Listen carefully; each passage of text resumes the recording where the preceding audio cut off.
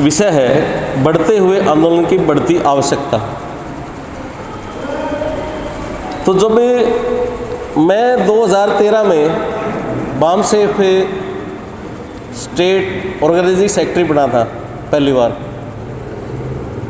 तो जब राज्य कार्यकारिणी की मीटिंग होती थी तो मेरे ख्याल से 10 या 8 या 10 ऐसे आदमी इकट्ठे होते थे, वही मतलब काम करते थे। उनमें से जो बाकी के जो साथी थे वो जब राज्य अधिवेशन होता था या कोई बड़ा प्रोग्राम होता था तभी इकट्ठा होते थे। और 2013 के बाद जैसे आंदोलन बढ़ा और उस आंदोलन के साथ हमारे जो कार्यकर्ता है वो भी बढ़े, और साथ के साथ बामसेफ की जो ऑफशूट विंग है, आज हमारे पास मूल निवासी विद्यार्थी संघ, मूल निवासी कर्मचारी कल्याण महासंघ, मूल निवासी सभ्यता संघ और ऑफशूट विंग भी जो पावर विंग है वो भी तैयार है।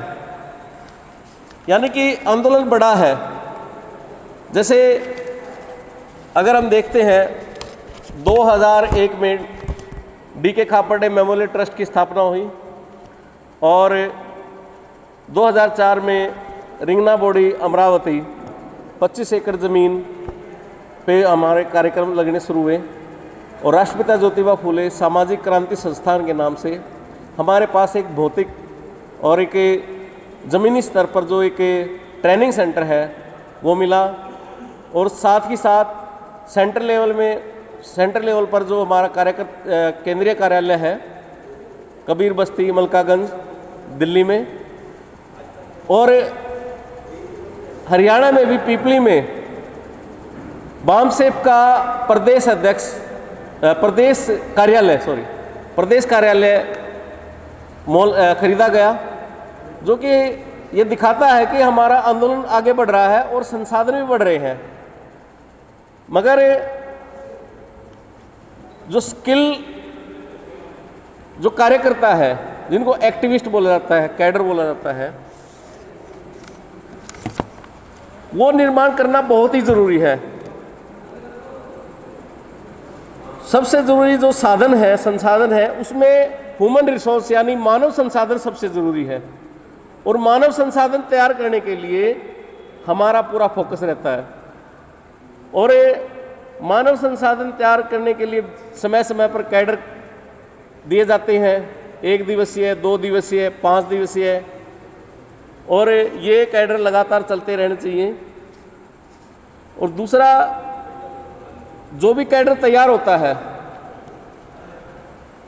उसकी जो प्रतिबद्धता है यानी जो उसका कमिटमेंट है, उसके हिसाब से देखा जाए तो जो हमारा कैडर निर्माण हो रहा है, और BS4 जो अभियान चला है मूल निवासी बहुजन आंदोलन के लिए, उसमें बहुत ही अहम भूमिका निभाई है। हमने संविधान प्रबोधक भी तैयार किए हैं, और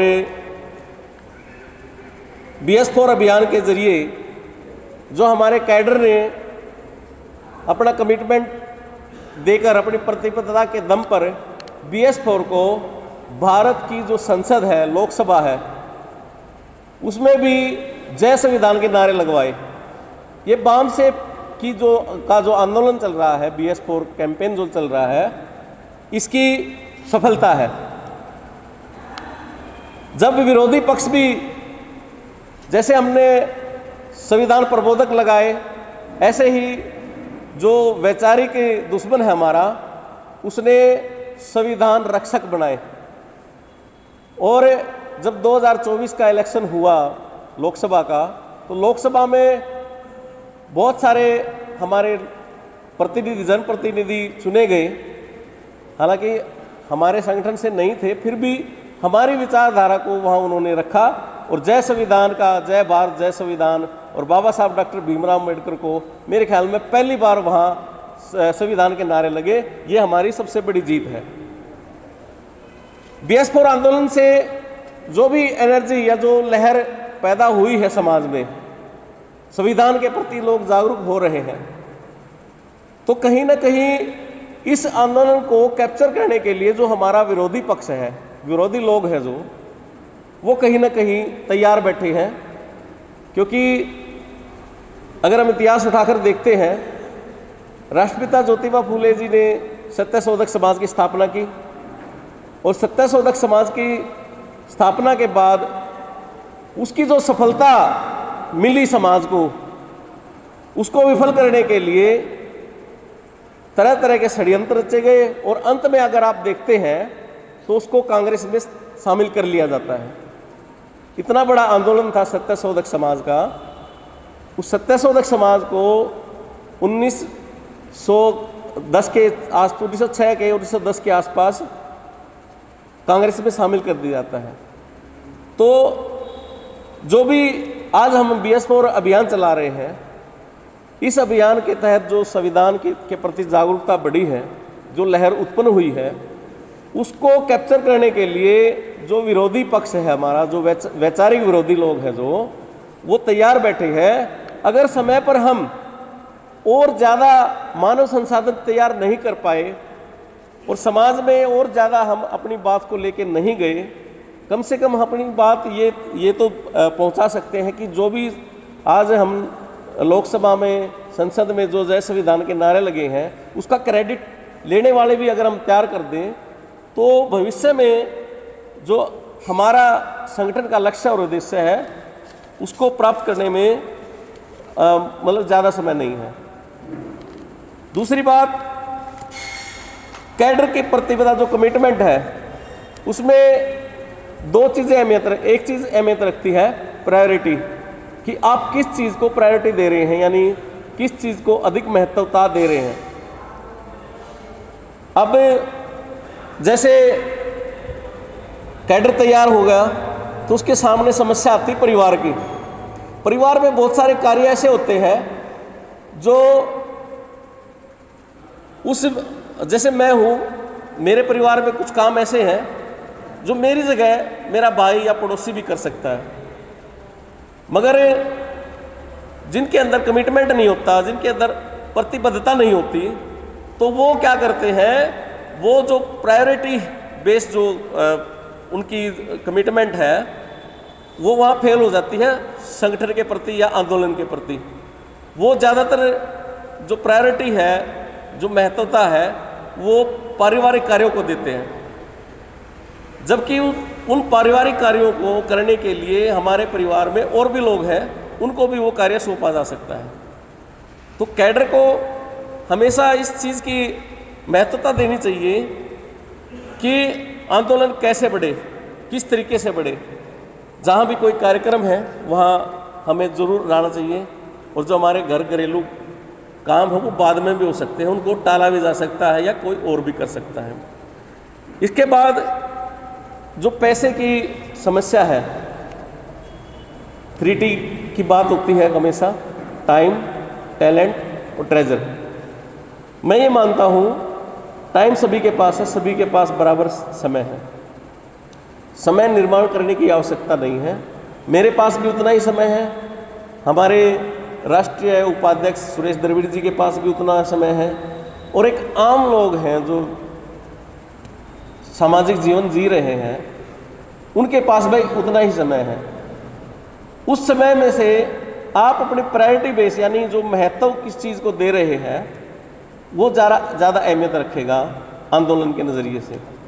तो टाइम जितना दे सको उतना टाइम देना ज़रूरी है।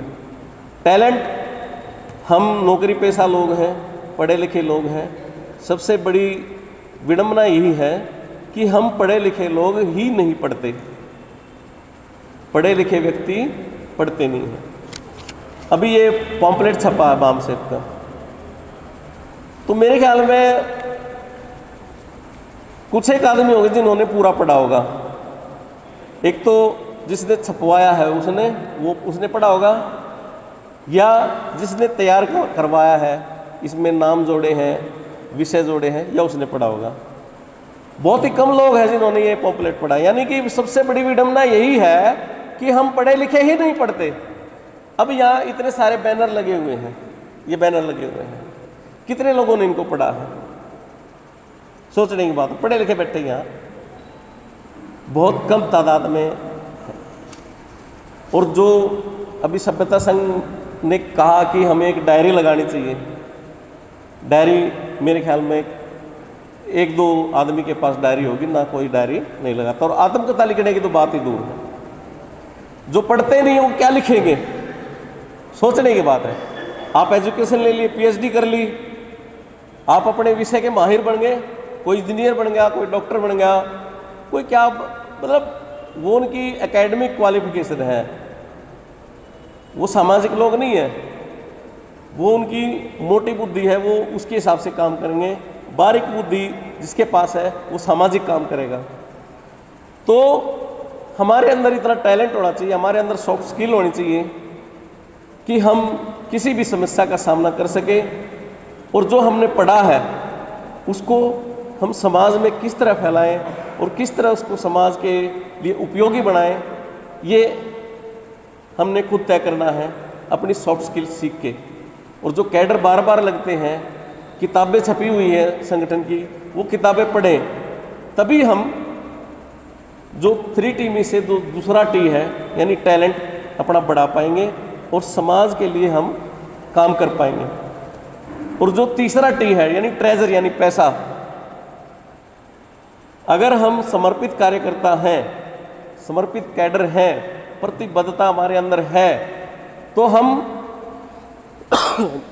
जो भी समाज में लोग हैं जो पैसा दे सकते हैं, आप किसी गरीब के पास भी जाओगे 50 रुपये वो भी देगा, 100 रुपये वो भी देगा। मैं नौकरी लगने से पहले पॉलिटिकल पार्टी थी उसमें काम करता था। मान सिंह मनेड़ा जी क्लास लेते थे ऐसे ही, तो वही कहते थे कि हमारा समाज गरीब जरूर है मगर वो नींबू की तरह है, उसको जितना निचोड़ोगे ना उसमें से एक दो बूंद जरूर निकल जाएगी। हमारे आदमी इतने प्रतिबद्ध हैं, उनके पास कोई जाता नहीं। अगर हम जाएंगे 10 रुपये, 20 रुपये, 50 रुपये, 100 रुपये वो जरूर देंगे। अगर हम जाएंगे नहीं, अपनी एक्टिविटी करेंगे नहीं, तो कोई हमें पैसा यानी जो समाज के पास जो अकूत धन है वो हमें नहीं मिलेगा। 85% हमारी पॉपुलेशन है, हमारी जनसंख्या है, तो 85% में से हम 1% जनता से भी अपना जो ट्रेजर है यानी धन है, धन की आवश्यकता है, उसको पूरा नहीं कर पा रहे हैं। तो इसके पीछे कहीं ना कहीं हमारे पास जो मानव संसाधन है उसकी कमी है, और मानव संसाधन के साथ साथ जो समर्पित और कैडराइज जो लोग हैं उनकी कमी है।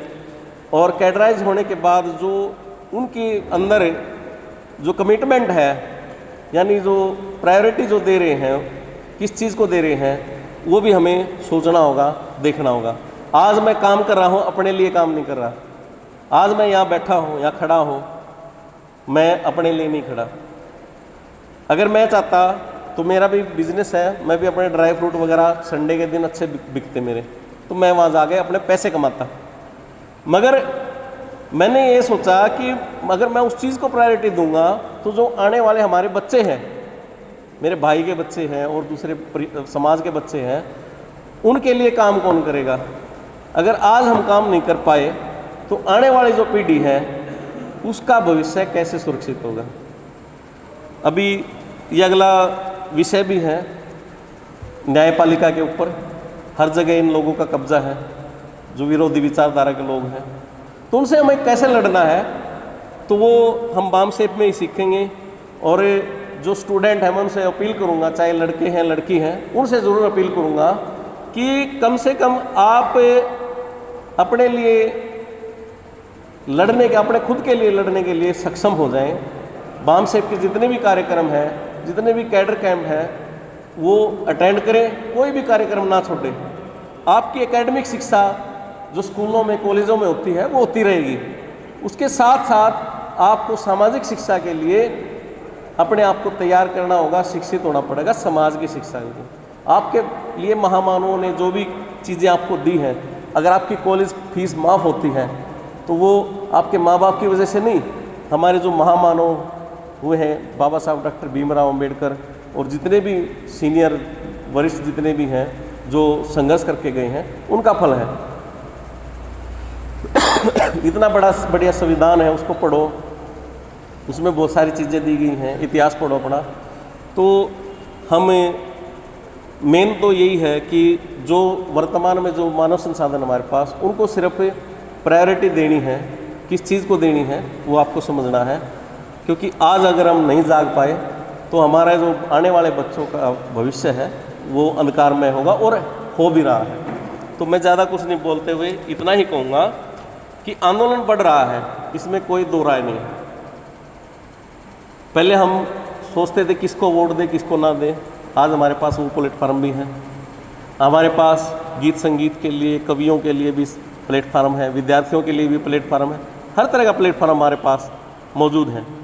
सिर्फ और सिर्फ ज़रूरत है जो प्रतिबद्ध कैडर तैयार करने की, और जो तैयार कैडर हैं उनको ये सोचना होगा कि क्या प्रायोरिटी उनकी रहनी चाहिए। धन्यवाद। जय भीम, जय मूल निवासी, जय भारत, जय संविधान।